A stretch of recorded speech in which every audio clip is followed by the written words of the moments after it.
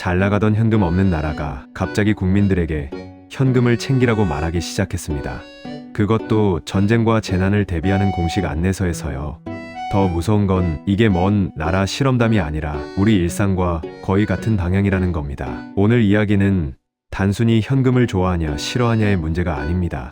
우리가 편리하다고 믿었던 시스템이 어떤 순간에는 한 번에 멈출 수 있다는 얘기예요. 그리고 그때 멈추는 건 결제만이 아니라 생활 자체일 수 있습니다. 스웨덴에서 실제로 벌어진 장면부터 보겠습니다. 2024년 11월 스웨덴의 여러 가정의 위기나 전쟁이 온다면이라는 제목의 비상 안내서가 배달됐습니다. 전쟁과 재난에 대비하는 방법이 담긴 책자였는데 사람들의 눈을 붙잡아 둔 문장은 의외로 단순했습니다.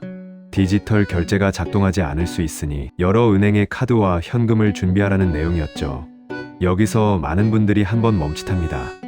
아니, 그 스웨덴이요.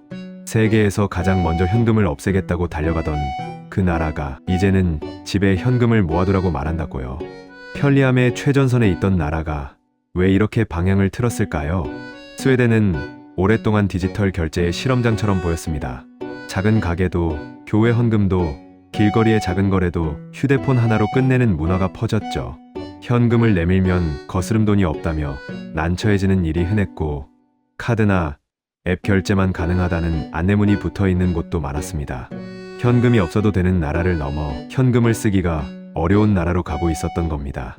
그런데 이 흐름이 단순한 유행이 아니라 경제 구조를 바꾸는 선택이 되기 시작합니다.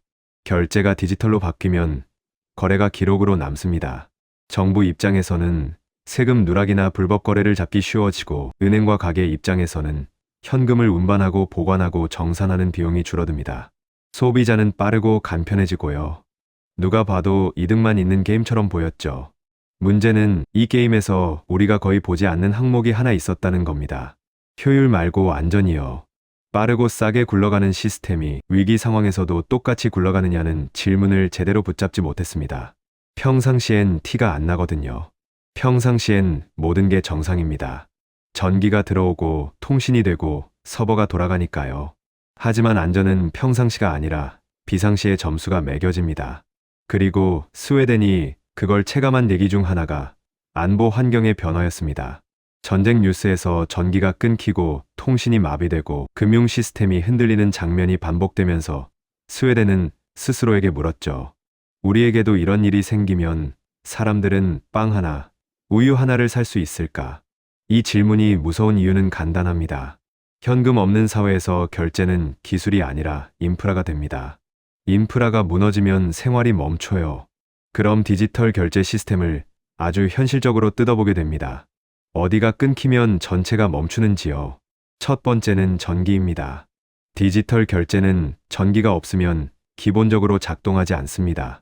카드 단말기, 가게의 POS, 통신 장비, 은행 전산망, 결제 앱 서버까지 전기 없는 순간 차례대로 꺼집니다. 전기라는 바닥이 빠지면 그 위에 쌓아 올린 편리함은 순식간에 무너질 수 있습니다. 두 번째는 통신입니다. 휴대폰 결제는 통신망이 살아 있어야 합니다. 전기가 끊기면 기지국이 버티는 시간이 길지 않을 수 있고 통신이 불안정해지면 결제는 바로 막힙니다. 여러분도 한 번쯤 경험 있으실 거예요. 결제하려는데 네트워크가 안 잡혀서 화면이 빙글빙글 돌다가 멈추는 순간의 그 불안함. 그게 개인의 불편을 넘어 도시 전체로 퍼진다고 생각해 보시면 됩니다. 세 번째는 더 핵심적인 문제인데 결제의 중심이 특정한 시스템에 과도하게 쏠릴 때 생기는 위험입니다. 한 나라의 소액 거래가 특정 앱과 특정 서버에 너무 많이 기대면 그 지점이 흔들릴 때 파급이 커집니다. 전문적으로는 단일 실패 지점 같은 표현을 쓰는데요. 말 그대로 한 군데만 삐끗해도 전체가 멈출 수 있는 구조라는 뜻입니다. 여기까지만 해도 스웨덴이 불안해할 이유는 충분합니다. 그런데 진짜로 무서운 건 다음 장면입니다. 디지털이 멈췄을 때 쓸 수 있는 대안, 그 대안의 대표가 현금인데 그 현금마저 일상에서 사라지기 시작했다는 겁니다. 은행들은 비용을 줄이기 위해 지점을 통합하고 현금 업무를 줄이고 어떤 곳은 아예 현금을 취급하지 않게 됩니다. ATM도 줄어들고요. 그러면 비상시에 필요한 현금을 구하려고 해도 평소에 현금을 구할 수 있는 인프라가 이미 사라진 상태가 됩니다. 비상구를 하나만 남긴 게 아니라 비상구 자체를 없애버린 건물이 되는 거예요. 여기서 중요한 포인트가 나옵니다. 스웨덴이 후회하는 건 디지털 결제를 쓴 것 자체가 아닙니다. 효율만 보고 달리면서 실패했을 때의 대안을 같이 유지하지 않은 겁니다. 편리함은 채택했는데 보궐력은 깎아먹은 선택이었죠. 그럼 스웨덴은 왜 이렇게까지 빨리 갔을까요? 이건 하루아침의 결정이 아니라 작은 선택들이 쌓인 결과였습니다. 인터넷 뱅킹이 일찍 자리 잡고 직불카드가 늘고 송금 앱이 퍼지고 그러다 보니 현금은 그냥 자연스럽게 뒤로 밀렸습니다. 누구도 강제로 현금을 금지하지 않아도 사람들은 가장 편한 길로 움직입니다. 그리고 그 길은 경제적으로도 매력적이었습니다. 현금의 세계에는 눈에 보이지 않는 비용이 많습니다.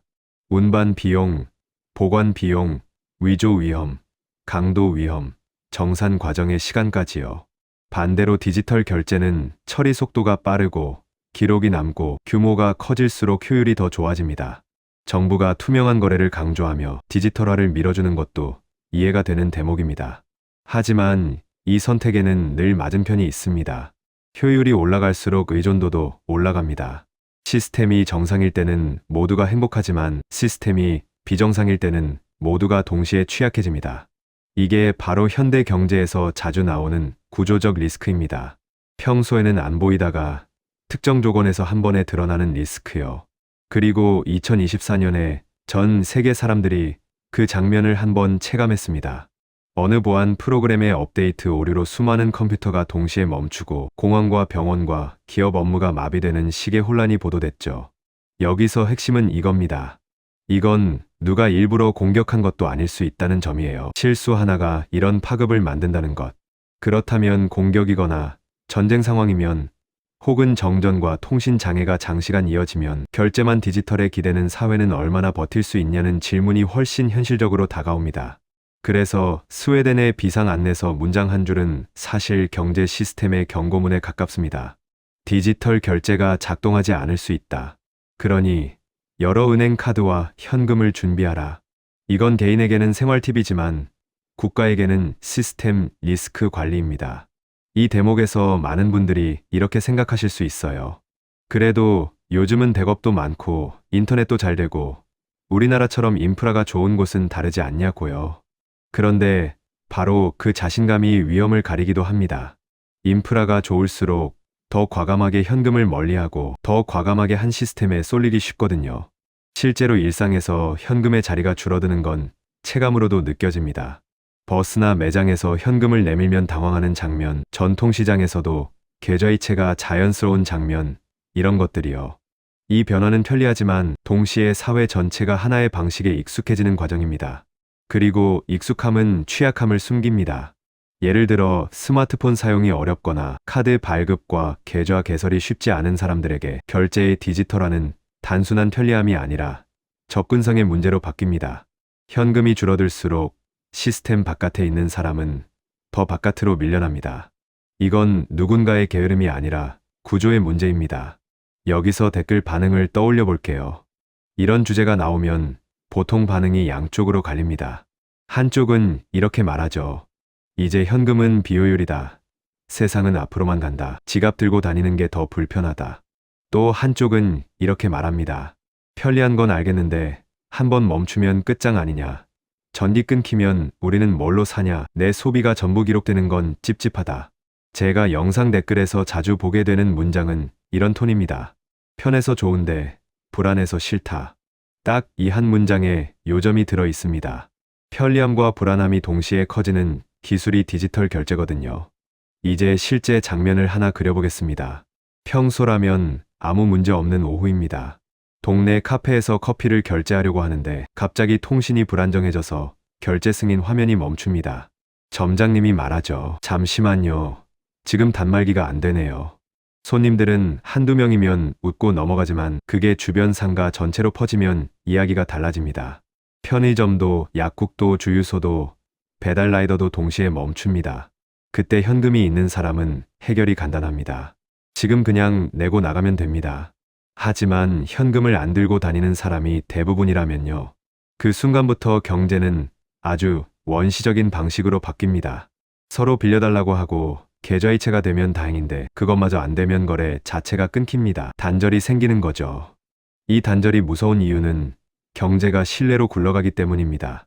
결제가 막히면 물건이 못 움직이고, 물건이 못 움직이면 매출이 끊기고, 매출이 끊기면 임금과 임대료와 이자, 지급이 흔들립니다. 디지털 결제의 문제는 단순히 소비자가 불편해지는 게 아니라 현금 흐름이 멈춘다는 점입니다. 현금 흐름이 멈추면 누가 가장 먼저 아플까요? 대기업보다 자영업자, 현금 흐름이 빡빡한 소상공인, 일용직처럼 당장 생활비가 필요한 사람들입니다. 고정비가 큰 업종일수록 하루 매출 공백이 타격이 큽니다.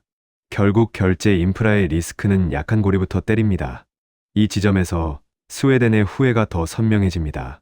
그들은 기술을 도입한 게 아니라 생활의 기본 기능을 한 가지 방식에 걸어버렸습니다. 그리고 그 한 가지 방식이 흔들릴 때 대체 수단을 같이 유지하지 못했습니다. 그래서 스웨덴이 방향을 바꾸려 한다는 얘기는 단순한 정책 수정이 아닙니다. 국가 시스템을 다시 설계하는 일입니다. 은행의 현금 서비스를 일정 수준 유지하게 하고 국민에게는 여러 결제 수단을 준비하라고 알리는 건 결국 보궐력을 돈을 들여 사겠다는 선언이에요.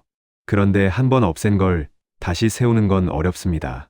ATM을 다시 설치하고 현금 업무를 다시 확대하고 현금 유통망을 다시 만들려면 돈도 들고 사람도 필요합니다.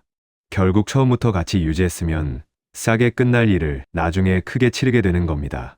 이게 정책과 시스템에서 자주 나오는 후회 포인트죠. 이제 자연스럽게 우리 이야기로 넘어갑니다. 우리는 지금 어디쯤 와 있을까요? 한국은 결제 기술이 정말 빠르게 발전했고 많은 분들이 현금을 거의 안 씁니다. 이건 자랑할 만한 편리함이기도 합니다. 하지만 바로 그 속도 때문에 스웨덴이 겪은 질문을 더 빨리 만나게 될 수도 있습니다. 여기서 중요한 건 공포를 팔자는 게 아닙니다. 기술이 나쁘다는 얘기도 아니고요. 핵심은 균형입니다.